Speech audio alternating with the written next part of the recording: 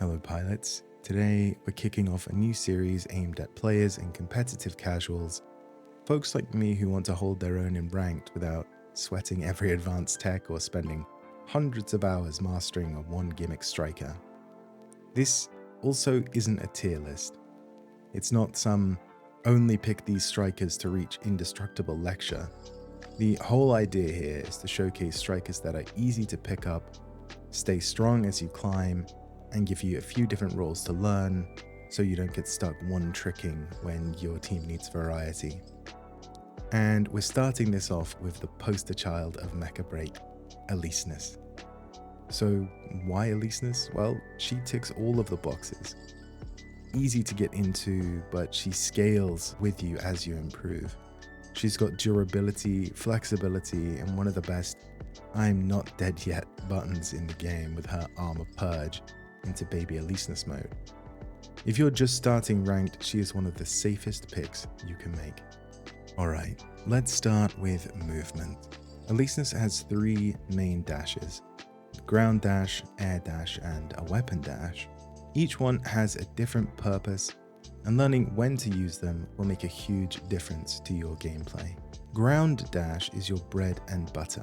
It is cheap, it is efficient, and Alysnes has one of the fastest ground energy regen rates. That means if you stay low to the ground, you'll recover energy faster, giving you more overall mobility. Though it's really tempting to jump dash, you'll want to prioritize ground dash when you're moving around, repositioning, or getting yourself into a place where you can launch an attack on the enemy. This way, when you actually need to go in with your weapon dash or your jump dashes, you'll have energy to spare. But of course, you can't just stay grounded forever. And this is where the air dash comes in. This is your primary evasive tool. It costs more, but it lets you go vertical, which is crucial for setting up things like Halberd slams or dodging big enemy ultimates. And just remember, Alysnes isn't built to hover endlessly like Serenith or Inferno. She needs that energy for fighting, not floating. Use your aerial mobility wisely. Don't just keep jumping up and dashing around. Save this for when you are being attacked by a panther or a welkin, or you need to set yourself up above an enemy striker so that you can slam them. I like to think of the aerial mobility as an action skill rather than a mobility skill. Then there is the weapon dash. This one is less about dodging and more about speed and mobility. It is your chase tool.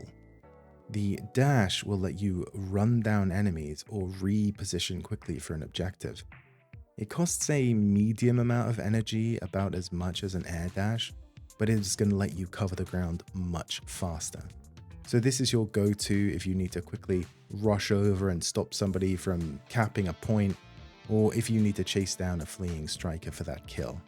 Just remember that when you are air dashing, you have to keep an eye on your energy gauge, because if you run out of energy mid-dash, you are just going to drop to the floor. Not only is it going to be very embarrassing, but then you are going to have to wait for your energy to start regenerating again. In that time, you are going to be an absolute sitting duck. Not only will you be vulnerable, but you will have failed doing whatever it was that you were trying to do in the first place. Alright, let's move on to her weapons, starting with the energy autocannon. This thing is your workhorse. In its normal fire mode, it's great for harassing enemies from range and stripping their fluid armor. That is the white bar next to their health. Then there is a charged fire mode, which works like a shotgun. Charge it up, get close, and it will absolutely shred your enemies. You're going to want to focus using the energy autocannon to poke enemies or to seal the deal on a kill. It is actually quite powerful, and it was recently buffed.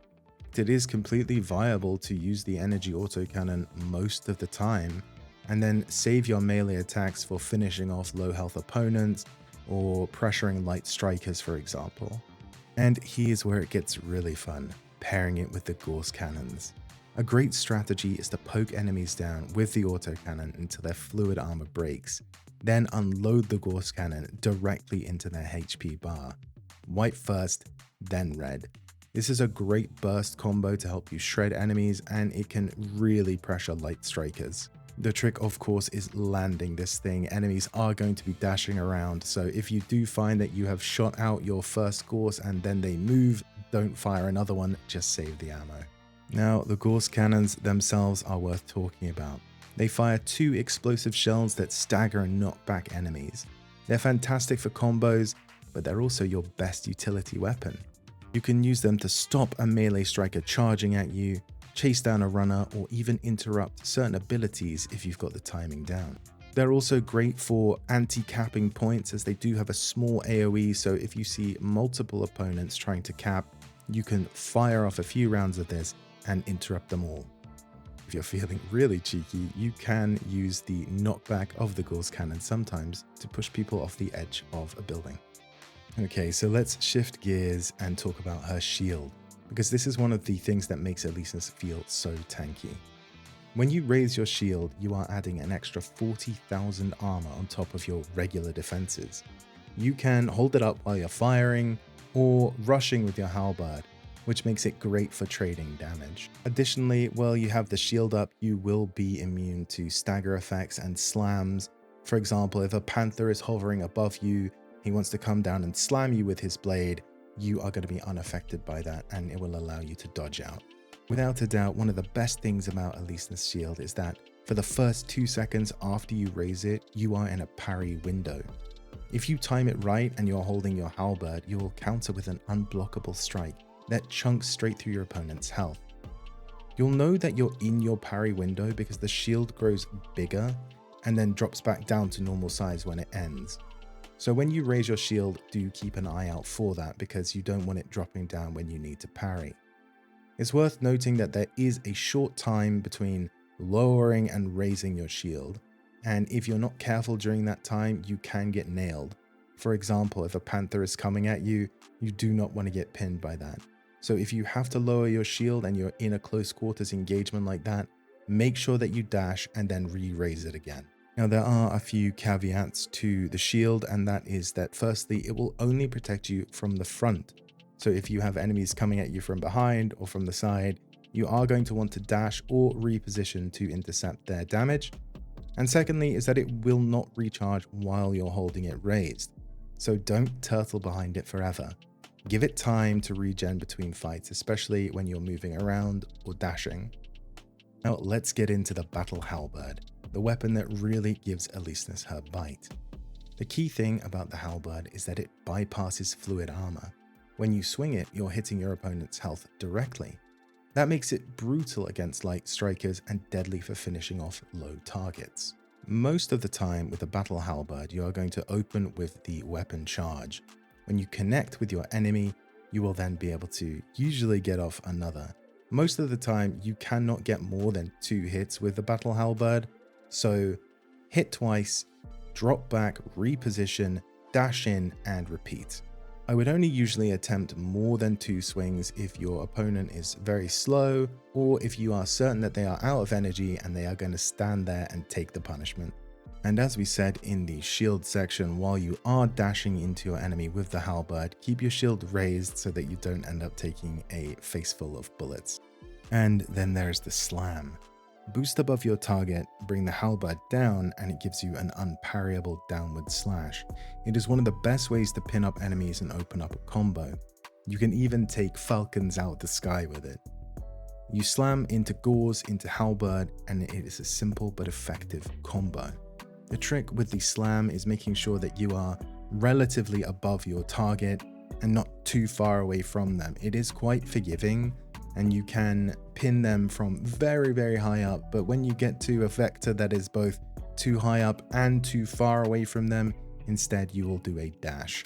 Now, it is also important to remember that enemies with a shield, such as Alysnes, Panther, Welkin, even Stego's frontal shield and Tricera's fortress mode, you will not pin them when you come down with that slash.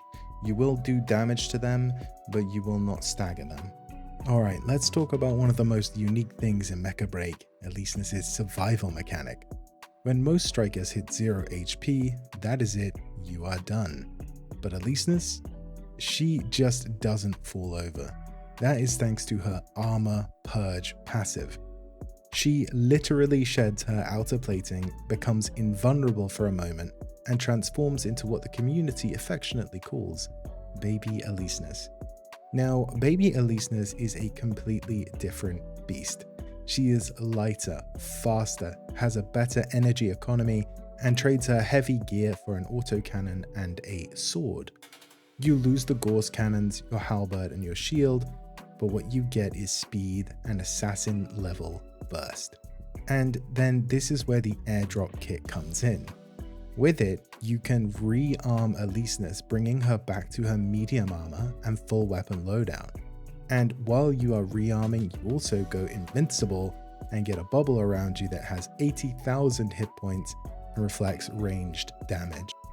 And with this skill, that means you basically get 4 lives. The first form, the Baby Alysnes form, airdrop back to your first form, and then finally purge again into Baby Alysnes.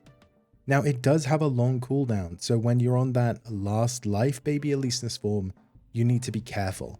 Play evasive, look for windows to strike, and make sure you are not about to just throw your life away when you're waiting on the final seconds of that airdrop timer. So let's talk a little bit about Baby Alysnes' combos. Some of them can be quite deadly. One of the strongest is the charge rifle slam bullet hail.